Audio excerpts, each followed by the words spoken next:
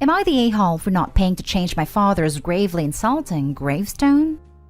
My father and mother had a very bitter marriage towards the end of his life. He had a long-running affair with another married co-worker and got her pregnant before he passed. He was planning to leave mom, skip the country, and move to Canada to start a new life with her. They had a house picked out and all. He had moved out and was living with his co-worker when he suddenly died of a heart attack while being intimate. Divorce papers were never filed. No legal separation. They were in the process of moving all things legal, but in paper, they were still happily married. Now, me and my siblings are already out of home. Our youngest sibling is 19 and is in college. I work for a tech company and I'm currently back in my hometown helping my mom manage this estate. Well, my mom was hurt and petty. It marked his gravestone as, in loving memory of John Doe, son, husband, father, and adulterer. My dad's family and his pregnant partner are mad and want me to fix it. I personally think it's fine, as that's who he was. He was all of those things, and since it's my mom's plot, I can't do anything. Am I the a-hole? Now for the top comments. I would die, no pun intended, if I was walking through a cemetery and saw that. Your mom is an icon, not the a-hole. I hope she burns his old shirts or something. Also, while going through estate papers and talking to lawyers, ask about what rights the side piece will have in claiming money for her kid, since it was your dad's kid too. Just so you're all prepared. Side piece is currently 9 months pregnant, about to pop any day. My mom is lawyered up, and since my dad died intestate, according to our state laws, everything goes to mom. Mom won't leave anything for side piece. She's going to leave it for us once she passes. Not the a-hole. And since it's my mom's plot, I can't do anything. So not even your drama. My dad's family and his pregnant partner are mad and want me to fix it. Stay out of it. Tell them to talk to your mom. They want me to convince my mom to fix it. My dad's family have tried talking to her, but she has stopped taking their calls. There is nothing I can do. My mother owns the headstone. She's given you the answer. And don't answer anymore. Everyone sucks here. Your dad is the a-hole for cheating, and your mom is the a-hole for writing something so horrible on his gravestone. The kid will never know their father will forever see this. And not only that, Opie seems really sour, which of course it can be. Rightly so. Your father left your mom for another woman. But in a sick way, you're also punishing that child. By not only helping to not get adulterer removed, despite how funny to us, but won't be to them. It's just hurtful. But also by not sharing the part of inheritance in the future that should have been your half-siblings too. You've stripped the child of any connection and financial support they would have gotten from your collective father. It's like you want to ignore the sibling like it doesn't exist. They do. Next story is titled, Am I the a-hole for saying that my boyfriend had a lifetime commitment to his ex since they are co-parents? My boyfriend used to be married to Jennifer, and they have twins. I had never dated a father before, so I really didn't know what to expect. Anyway, my boyfriend and Jennifer are co-parents and split the parenting duties pretty equally. They see each other a lot and communicate a lot about their sons. I realized after we were together for a year that things really weren't working for me.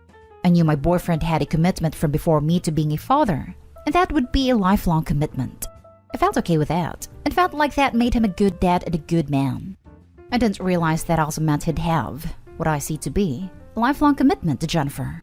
To co-parent well, they have to communicate often, see each other often, work through disagreements or stressors respectfully, share holidays, stay in touch with each other's families, etc.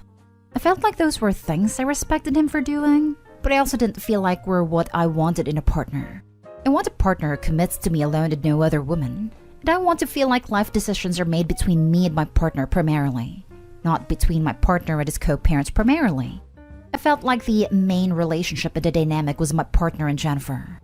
So I talked to him after about a year, saying that I respected his commitment to his family a lot, but I didn't feel like the relationship was working for me, because I couldn't make a life with someone who already had a lifetime commitment with another woman. My boyfriend was really upset with me for saying he had a lifetime commitment to Jennifer, saying that they were divorced. I said maybe not a marriage commitment, but they definitely have a lifetime commitment to raising their children together. They will always be the parents of two lovely boys who will be in their lives hopefully for their whole lives. And with that family, they would always have a commitment to their family and to each other. And that I was happy they could do that for their children's sake, and I respect it. But it wasn't for me. My boyfriend was really angry, saying he never wanted to commit to Jennifer, She pressured him into marriage since she got pregnant young. And she isn't his girlfriend or anything but a parent of his children to him. It is offensive to him to say he has a lifetime commitment to her. This is where I probably messed up. But I said, but you do. Whether you like it or not. You have a family together. He said that he needed some time alone and left for a few days. I feel conflicted. I honestly think that he does have a commitment to Jennifer, and I understand and respect that. But I also know he's upset to hear that. And to hear that it's the reason I don't see a relationship working long term. Am I the a-hole for telling my boyfriend he has a commitment to the mother of his children? No a-holes here, but please don't date any more single parents. It's 100% okay to feel this way, but don't waste your time or anyone else's now that you know this is a personal boundary for you. I actually applaud you for not asking him to make a decision between you, and knowing that his children will always come first. Yeah, I didn't really know what to expect getting to this relationship. I felt like I might be getting in out of my depth, since it started as a casual fling, and we only got together when we started having feelings for each other. I think in my future relationships, I want to be more intentional and take more time to think about the practicalities of how combining lives with someone would go. It's kinda sad to know people can like each other a lot, but still not be compatible because of life circumstances. It is sad, but it's better to realize this now. He needs someone in his life who is willing to have the ex-wife and kids, an ex-wife's future partner, as part of their life. It is great that you realize you are not that person. It saves so much heartache down the line. He is a package deal. Not today, home. But you do, whether you like it or not. Exactly.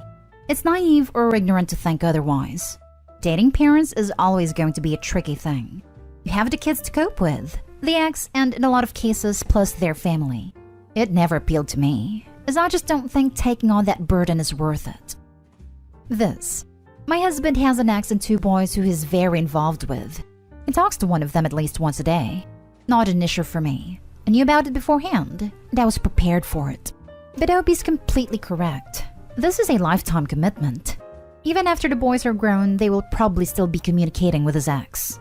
If you date someone who has kids and wants to be part of their lives, that is a decent parent, the ex is going to be part of their life too. And by extension, yours. If you don't want to deal with it, don't. There's absolutely nothing wrong with wanting your significant other's commitment to be to you alone. If you've figured this out, great. You know now that you don't want to date a single parent from now on. Again, nothing wrong with that. So yeah, not a day-hole at all. No a-holes here. You're right. He has a commitment to his kids, and it's honestly good to see that he gets along with his ex to co-parent effectively. You've figured out that this relationship isn't for you, and there's nothing wrong with that. He's upset because you are ending the relationship, so his reaction is not unexpected, unless he went overboard in being angry, which would tip this to not a day-hole for you. Next story. Am I the a-hole for acting unhappy at me and my wife's gender reveal? My wife is 7 months pregnant. It came as a complete surprise, as my wife had been taking birth control regularly. We had originally planned to not have any kids, but my wife changed her mind after her first ultrasound. I respected her decision, even if I wasn't the happiest about it. I told her that regardless, I wasn't going to force her to make a decision. We had a gender party late because of issues with the pandemic, but we finally got around to it. I already was not happy, given the circumstances that I did not want to have any children. I still participated to show support to my wife though. Once the gender reveal happened, everyone including my wife was ecstatic. She went to go hug me and I hugged her back, just not with the same energy. She looked at me with a concerned face, but went off to hug some of her friends and family.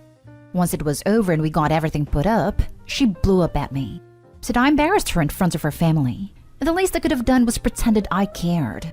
I told her I didn't really see a point in throwing a party just because of the gender, but she wanted to do it, so I agreed. She said she understood that I didn't really want to have a baby, but that since they were almost here that I should probably lose the attitude already. I responded saying that since she knew I didn't want the baby, she shouldn't be surprised I wasn't enjoying the baby shower. She supposedly thought that the baby shower would change my mind, but was upset it hadn't. I told her that I wasn't going to apologize for simply not showing any emotion, and that she needed to give me time to adjust, especially with a kid on the way. Am I the a-hole? Edit. We used protection and I was denied a vasectomy by my doctor. I don't think this is really a question about who's the a-hole. I think your world is changing dramatically in a way which you weren't prepared for, and that therapy is almost definitely required. It's not wrong to be freaked out, But you've decided to go ahead with this, and now you need to find a way to come to terms with it, ideally before the kid arrives, so you can parent your child in the fullest and best way possible. I said her decision because ultimately it was. She's the one carrying the baby, not me. I couldn't force her to terminate even if I wanted to. And yeah, it could be a fear of unknown. I'm not sure. I'm still with her because I do believe I can have a change of heart once I hold our kid. I just have a lot going through my head at this point. Please get therapy immediately. You need to process this, preferably before the baby is born. Your wife must already feel really alone in her pregnancy. And when she gives birth, she is really vulnerable and shouldn't have to worry about you. It sucks that this happened to you. But it's not fair on your wife and child if you resent the child. Therapy can help with that, or at least make clear how you wish to proceed. You're not an a-hole for being nonplussed at a gender reveal. Gender reveals are stupid. But man, you need to check your attitude. If you are not willing or able to be all in with this kid, remove yourself from the situation and commit to paying child support. I get that you didn't want a kid, but it is happening. You did it. And the kid does not deserve a father who isn't going to give their all. A father whose attitude towards them is, I didn't want you. Your wife is right. You don't need to lose the attitude already. If you think you can lift yourself, if you think there's a chance that dad mode will kick in when the baby is born, then great. But start doing it now. For your sake and for your wife's. Not going to give a ruling because I don't think you're an a-hole. You just need a whack around head. You're the a-hole. Not for not spontaneously being excited for a child when you don't/didn't want a child. But you're the a-hole for making it so obvious, especially at a party. Sorry to say. But unless you think you could pull it together and generate some excitement, I think you should look into divorce. Because there is going to be a child. And in my opinion, as a child of divorce, I would say having a single parent is better than having one of two parents obviously not give a crap about you. I agree with this. If you're going to be simmering with resentment for much of the child's life, that's awful for all involved. Now for the last story. Am I the a-hole for sending my son to his dad after he broke his sister's phone just because she called my husband Dad? When my husband first met my kids 4 years ago, Sarah 14, Jonathan 17, things were tense. Although my husband loved them instantly, Jonathan decided to make it hard and influenced Sarah to do the same. He treated my husband poorly, called him the guy mom married, broke/threw his stuff, and shut him out when he tried to get close. We got family therapy, but Jonathan refused and tried to stop Sarah from going. Sarah was hesitant, saying she promised Jonathan not to do what her stepdad wants, and was afraid he'd get angry. She then attended therapy, and things started working out between her and my husband. They got close, which upset Jonathan, who tried giving Sarah, didn't know then, punishments for betraying his orders. We tried getting Jonathan in therapy again, but my ex defended his decision and demanded we leave it alone. Things have calmed down. Then yesterday morning at 8, Sarah rushed into the kitchen where I was washing glasses while Jonathan and my husband was sitting having breakfast. She was looking for her phone charger but didn't find it in her room. She quickly turned her face towards my husband and said, Dad, Jonathan, have you guys seen my phone charger? Me, my husband, and Jonathan paused. This was her first time ever calling him Dad, and it came unexpectedly and naturally. My husband tried to answer but was too overwhelmed to speak. His eyes were teary. He couldn't hide it even when he tried. Sarah didn't even notice. She just rushed out to keep looking. Jonathan followed her. My husband bit his lips and kept looking at me, then started crying. I was genuinely smiling, which awful since he was crying a mess, but I was just so happy for him. Then I heard noise coming from upstairs. It was Jonathan yelling at Sarah for calling her stepdad Dad. He punished her by throwing her phone and breaking it. She cried, telling him to leave her alone, but he kept yelling, saying she betrayed their real dad and called this guy Dad. I got involved and asked him why he broke Sarah's phone. He called her a traitor, but I replied my husband did nothing to treat him this way, and his behavior was out of line. I said he either respected this household, his stepdad, his sister and me, or go stay with his dad till he agrees to get therapy and change his behavior. I contacted my ex saying Jonathan will go stay with him for now. And therapy is in order since I can't let him intimidate Sarah, especially after Sarah told me she's afraid of him. My ex fought me, saying I chose a guy over my own son. Typical. He got his family involved, and they all called me cruel for kicking Jonathan out of his own home, even after I explained how he's been treating his sister. I gave him options: get therapy or stay with his dad. No one seems to agree with me, but I think that no one is seeing, or maybe they're turning a blind eye, how Jonathan has been mistreating his sister. She needs to feel safe in her own home, and be able to express herself without being punished/intimidated by her older brother. Not today, home. Your son is mistreating your daughter. You're not picking your husband over your son. You are protecting your daughter from your son.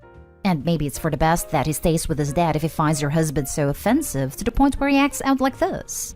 Your ex is also partially to blame for enjoying the treatment your son dishes out to members of the household, due to his dislike of you remarrying. I understand his hurt, but that doesn't give him the right to destroy or break property that doesn't belong solely to him. Therapy or move to dad sounds pretty darn reasonable in my opinion. I bet this has been festering a long time. The ex and his family have been egging the son on, which will likely only continue if he goes to live with him. It's such a shame the ex thinks his ego is more important than his son, who has clearly been struggling and could use support from family instead of poison. I hope he should expect son to pull away if he goes to live with the ex, because this trash talking won't stop. But her son is almost an adult, so there's always hope that as he matures, he will gain some empathy and see the situation with some experience and come around. Opie and husband should continue being supportive and always let son know that the door is open, so long as that sort of treatment of his sister never happens again. He doesn't have to ever like his stepdad, but he does have to respect him, mom's relationship with him, and sister's very valid feelings for him. Not today, home. The issue I see isn't between your son and your husband, but between your son and your daughter who thinks he has authority to punish. But I'm not a therapist who would have the training to see what the issue really is. I think everyone would be doing your son a disservice if they framed this as bio-dad versus the man that turned his mama on. Your son has issues that need to be addressed wherever he lives.